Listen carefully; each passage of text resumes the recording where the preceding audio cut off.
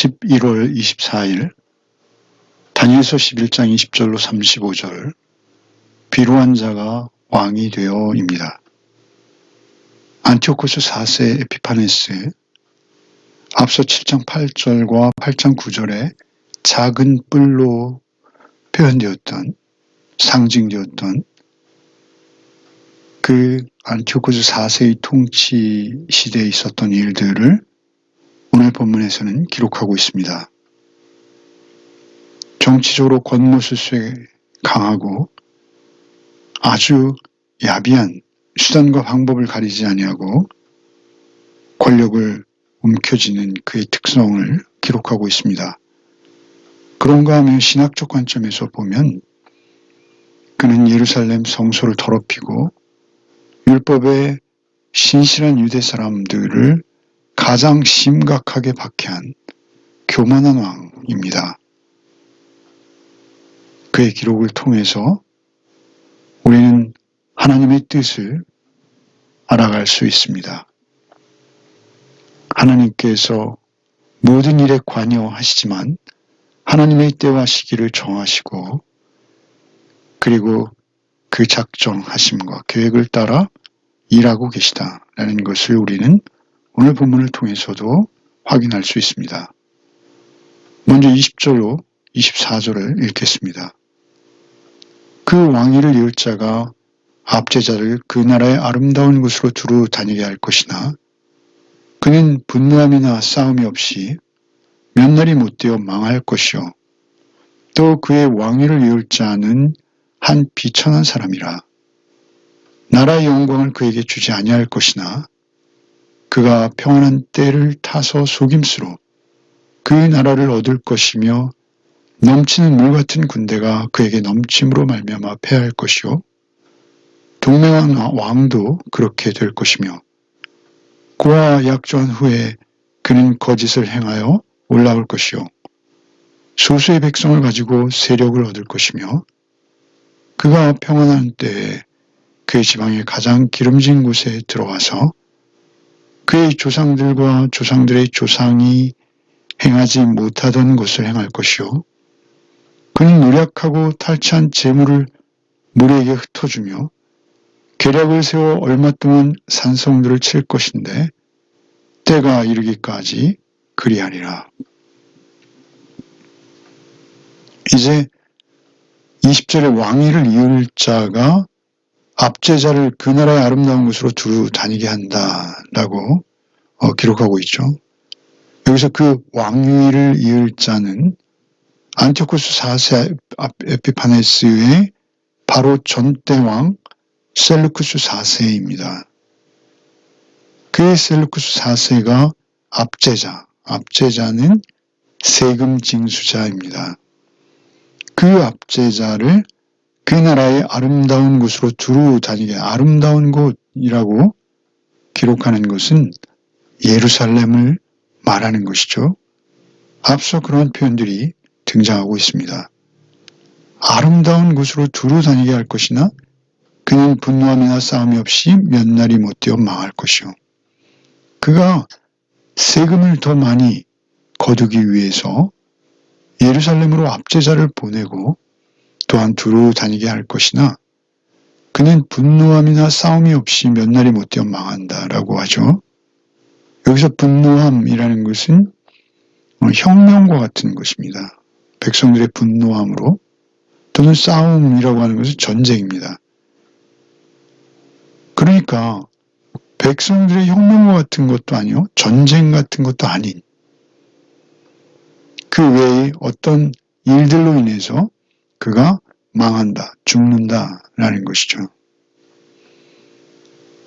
그는 역사의 기록에 의하면 그 세금 징수자로 그가 신임했던 그 압제자에 의해서 독살당하는 그러한 상황입니다.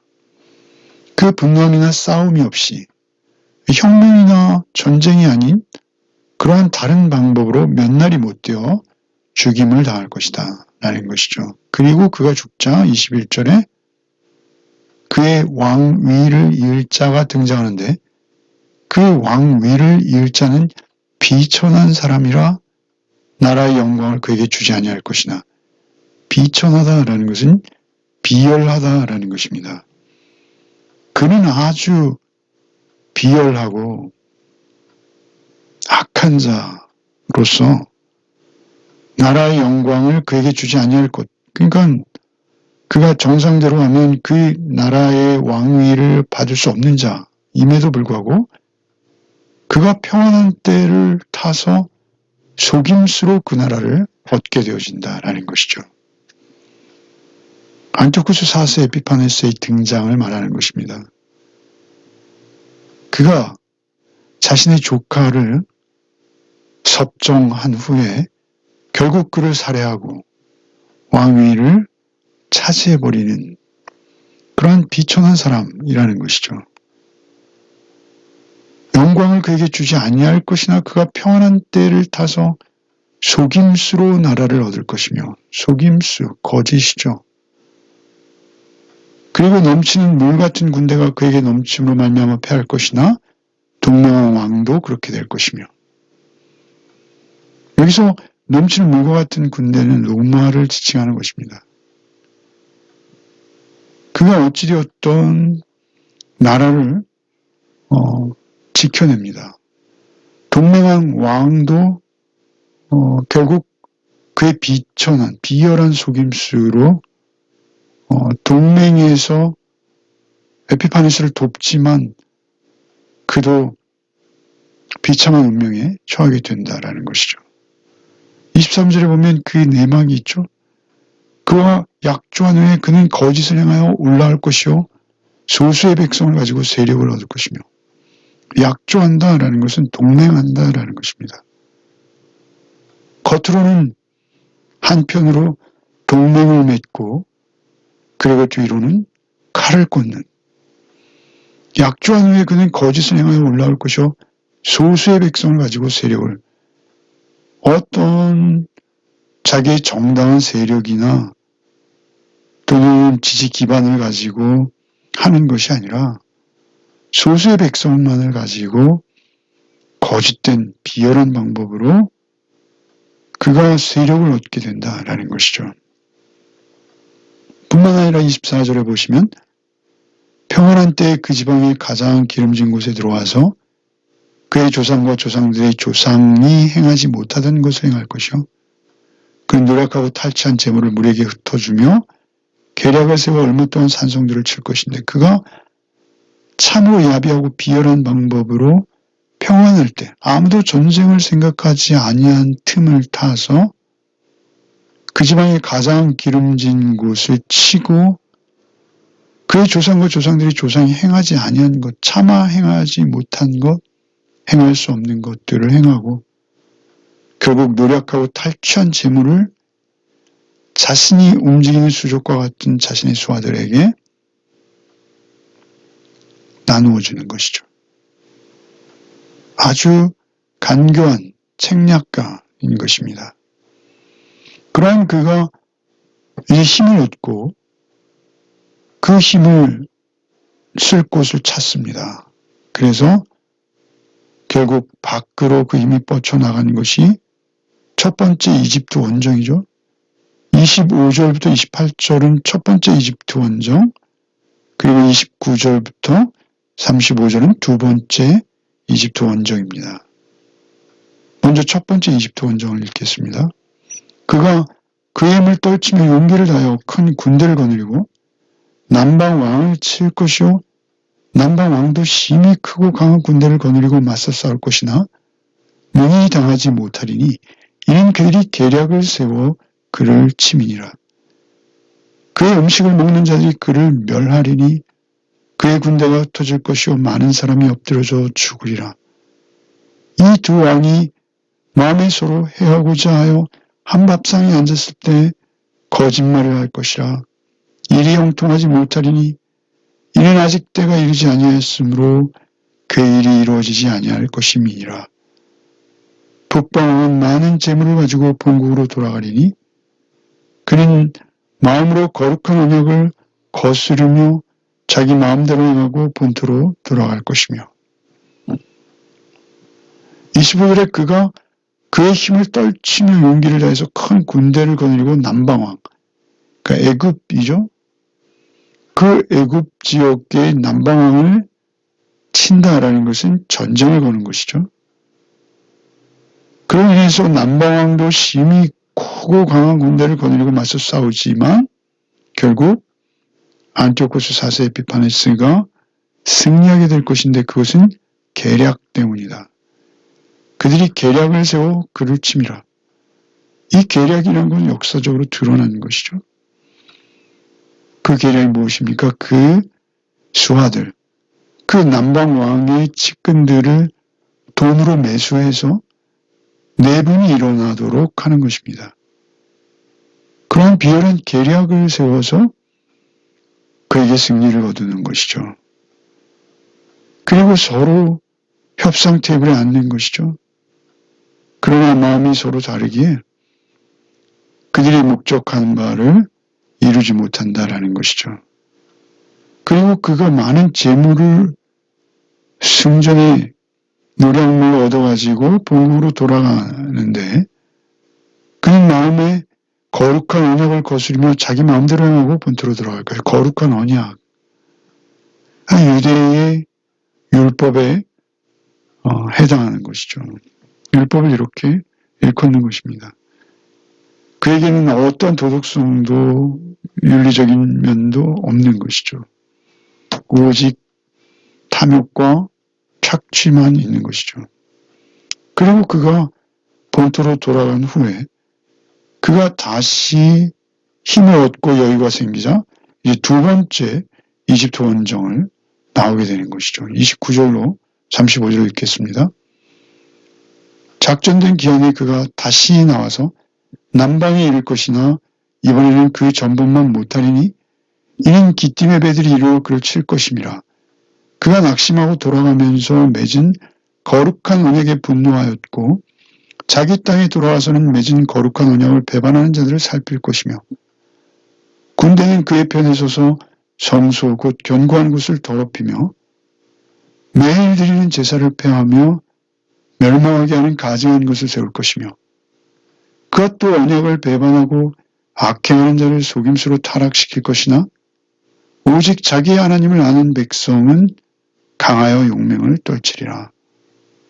백성 중에 지혜로운 자들이 많은 사람을 칠 것이나 그들이 칼과 불꽃과 사로잡힘과 약탈을 당하여 여러 날 동안 몰락하리라. 그들이 몰락할 때 도움을 조금 얻을 것이나 많은 사람들이 속임수로 그들과 결합할 것이며 또 그들 중 지혜로운 자 몇 사람이 몰락하여 무리 중에서 연단을 받아 정결하게 되며 희게 되어 마지막 때까지 이르게 하리니 이는 아직 정한 기한이 남았습니다. 그가 이제 두 번째 애굽 원정을 나왔는데 29절에 다시 나와서 남방에 이를 것이나 이번이 그 전번만 못하리니 전번에는 애굽을 함락시켰습니다. 그리고 자기 마음대로 했습니다. 그러나 이제 두 번째는 30절에 기띔의 배들이 이르러 그를 칠 것임이라. 그가 낙심하고 돌아가서 맺은 거룩한 언약에 분노하였고 기띔의 배들, 기띔이라는 것은 로마를 지칭하는 것입니다. 로마를 말하는 것이죠. 장소적인 그 기띔은 로마의 위치입니다. 그 로마의 배들이 애굽과 에피파네스가 전쟁을 하는데 들어온 거예요. 그래서 로마도 상대해야 하는 상황이 되어지는 것이죠. 그래서 그가 이제 애굽을 점령하기를 그치고 돌아가게 된 것이죠. 로마로 인해서 낙심하여 다시 철군해서 돌아가면서 거룩한 언약에 분노하였다라는 것은 그 하나님의 율법, 하나님의 법을 따라 사는 유대인들에게 분노하였다라는 것입니다. 거룩한 언약에 분노하였고 그가 돌아가는 길에 이스라엘에게 분노한 것이죠. 참으로 이스라엘은 지정학적으로 애굽이 아수르와 전쟁을 할 때도 이스라엘이 전쟁터가 되었고, 또 이제 에피파네스가 전쟁을 할 때도 애굽을 정복하기 위해서는 이스라엘을 지나치게 되는 것이죠. 지나가게 되는 것이죠. 그 지나갈 때마다 이스라엘은 피해를 입는데요. 그가 애굽을 점령하지 못한 분풀이를 이스라엘에게 하는 것이죠. 거룩한 언약에 분노하였고 자기 땅에 돌아가서 맺은 거룩한 언약을 배반하는 자를 살필 것이며, 그러니까 자기 땅에 돌아가서도 거룩한 언약을 배반하는 자들을 살핀다라는 것은, 다른 성경의 번역본들은 배반하는 자들을 뽑아서 높이 앉힐 것이다 라는 것이죠. 배반하는 자들을 살펴서 보호하고 그들을 앞장 세울 것이다 라는 것입니다. 배반하는 자들은 무엇이죠? 거룩한 언약에 배반하는 자들, 율법에 배교하는 자들, 그 배반하는 유대인들을 말하는 것입니다. 그가 그 배반하는 자들을 뽑아서 높이 벼슬에 앉히고 지휘자, 고관에 앉히고 계속 이스라엘을 착취하게 되는 것이죠. 31절에 군대는 그의 편에 서서 성소 곧 견고한 것을 더럽히며 매일 드리는 제사를 폐하며 멸망하게 하는 가증한 것을 세울 것이며, 가장 신성모독적인 그런 왕이었죠. 그가 성소를 더럽힌다는 것은 지성소를 말하는 것이죠. 매일 드리는 상번제를 못 드리게 하고 멸망하게 하는 가증한 것, 그 우상입니다. 그 우상을 그 예루살렘 성전에 세우게 된다라는 것이죠. 그가 또 언약을 배반하고 악행하는 자를 속임수로 타락시킬 것이나, 언약을 배반하고 악행하는 자를 속임수로 타락시킨다. 이것은 무엇이죠?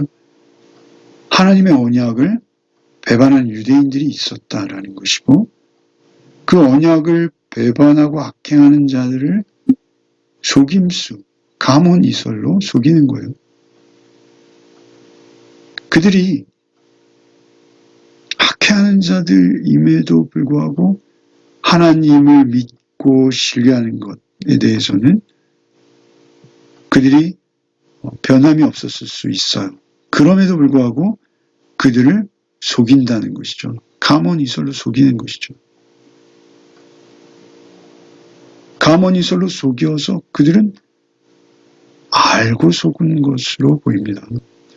사실은 오직 하나님의, 오직 자기의 하나님을 아는 백성은 강하고 용맹을 떨치리라. 여기 두 가지 부류가 등장하고 있죠. 32절에 언약을 배반하고 악행하는 자들은 속임수에 넘어가서 가문이설에 속아서 그들은 타락하게 되고요. 오직 자기의 하나님을 아는 백성은 강하고 용맹을 떨치게 된다. 두 부류, 유대인 가운데 두 부류가 있는 것이죠. 언약을 배반하는 자들이 있고, 오직 자기 하나님을 아는 자, 안다라는 것이 야다입니다. 이 야다는 경험적인 암이죠. 하나님을 경험한 자들인 것이죠.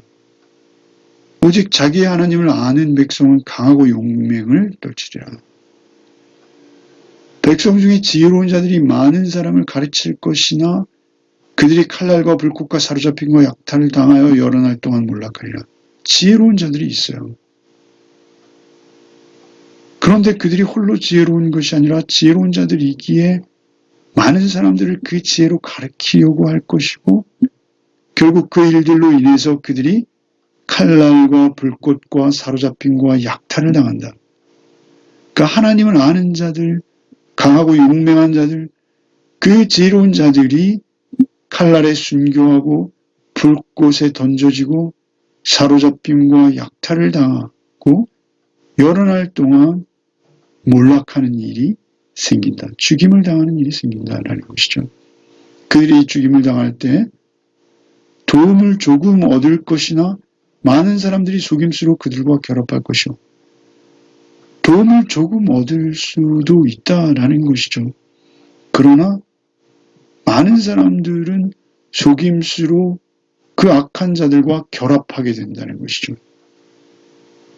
그러니까 칼날과 불꽃과 사로잡혀 약탈을 당하는 자들도 있고 그것을 피하기 위해서 그들의 속임수에 넘어가 그들과 결합, 하나 된다는 것이죠. 결국 그들이 부와 권력과 쾌락에 탐닉하여서 그들이 의도적인 속임수이라고 보는데요. 그 속임수로 그들과 결합해버린다라는 것이죠. 그러나 35절에 그들 중에 지혜로운 몇 사람이 몰락하여 무리 중에 연단을 받아 정결하게 되며 희게 되며 마지막 때까지 이르게 하리니 이는 아직 정한 기한이 남았습니다. 그러니까 지혜로운 몇 사람은 몰락하게 되는데 그것은 몰락한다는 건 죽임당한다는 것이거든요. 죽임당하지만 그것은 죽는 것이 아니라 연단을 받는 것이다. 지혜로운 몇 사람이 몰락하여 무리 중에 연단을 받아 정결하게 되며 희게 된다. 그들이 순교를 당하고 연단을 받는 과정은 오히려 그들이 정결하게 되며 희게 되며 무시하게 된다는 것이죠. 희게 되며 마지막 때까지 이르게 하리니 이는 아직 정한 기한이 남았습니다. 여기서의 정한 기한은 무엇일까요?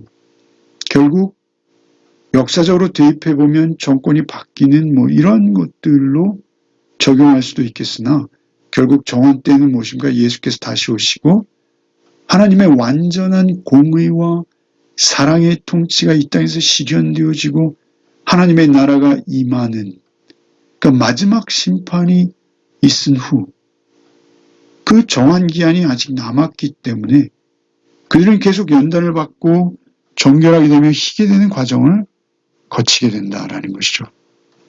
여러분, 이 본문이 계속 유사한 본문들이 계속되고 있죠.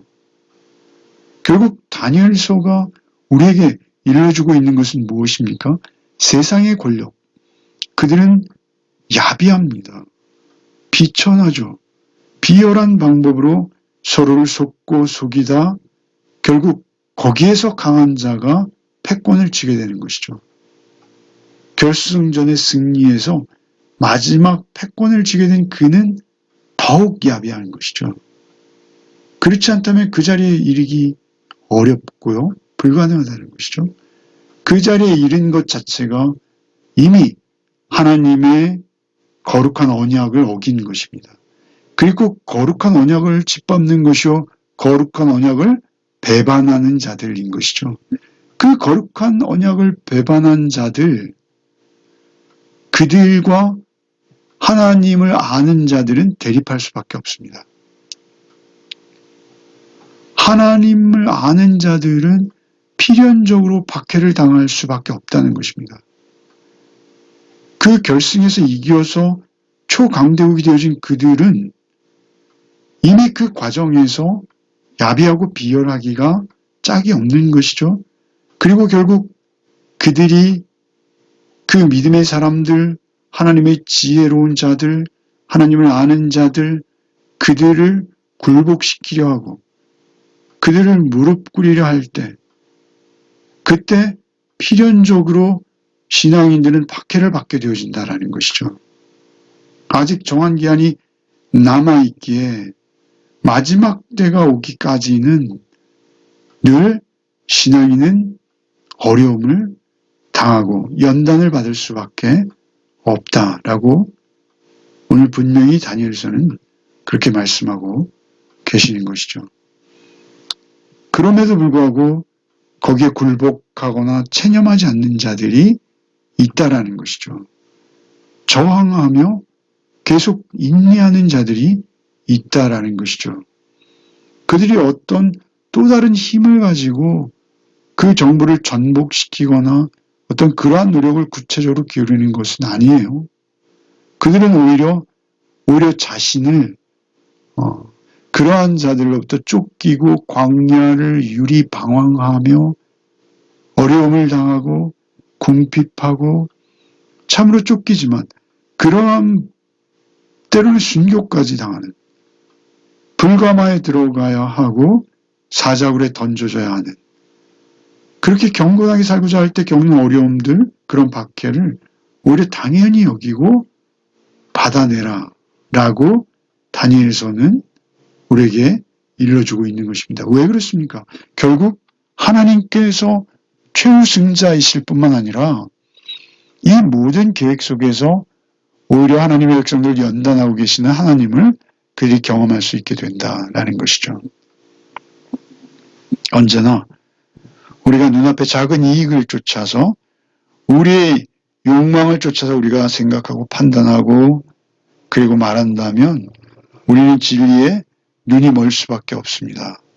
오직 우리는 겸손하게 나의 모든 것을 내려놓고 비우고 오직 하나님의 진리의 말씀만이 나에게 생명인 것을 인정할 때 우리는 세상을 바로 볼 수 있습니다. 그리고 악한 자들을 분별할 수 있고요. 그리고 그 분별력이 결국 하나님을 배반하지 않을 수 있고요. 속임당하지 않을 수 있는 것입니다. 여기서 속는다라는 것은 무지만을 말하는 것이 아닙니다. 그것은 어느 정도 자기의 선택과 그의 책임의 결과다라는 것이죠. 오직 하나님 안에 있을 때 하나님을 알기를 힘쓰고 하나님의 영의 도우심을 받기 원하는 지혜로운 자들은 그 시대를 거스러 오르며 그 시대에 저항하는 모습, 저항하는 그리스도인으로 살아내게 되어지더라라는 것이죠. 기도하겠습니다. 주님 감사합니다. 이 땅의 모든 역사와 세상에 되어가는 일들의 결국을 우리에게 보여주시니 참으로 감사합니다. 이 세상에서 득세하고 잠시 잠깐 낙을 누리는 것이 우리의 삶의 목적이 되지 않게 하여 주옵시고 오직 주의 말씀으로 세상을 분별하며 주의 말씀의 진리를 쫓아서 우리의 삶을 하루하루 살아내는 복이 우리에게 있게 하여 주옵소서. 오직 말씀으로 나를 쳐서 복종시키는 자리, 오직 나의 탐욕과 나의 이기적 욕심을 내려놓고 하나님의 말씀의 잣대로 세상을 분별하며 세상 가운데 하나님의 백성으로 자신의 자리를 지키고 인내하는 그러한 자로 우리의 각자의 삶을 살아내게 하여 주옵소서. 오직 예수 그리스도, 우리를 구원하신 예수 그리스도 닮아 애통하며 가난한 심령으로 오늘 하루도 오직 주만 바라보게 하여 주옵소서. 예수 그리스도 이름 받들어 기도하옵나이다. 아멘.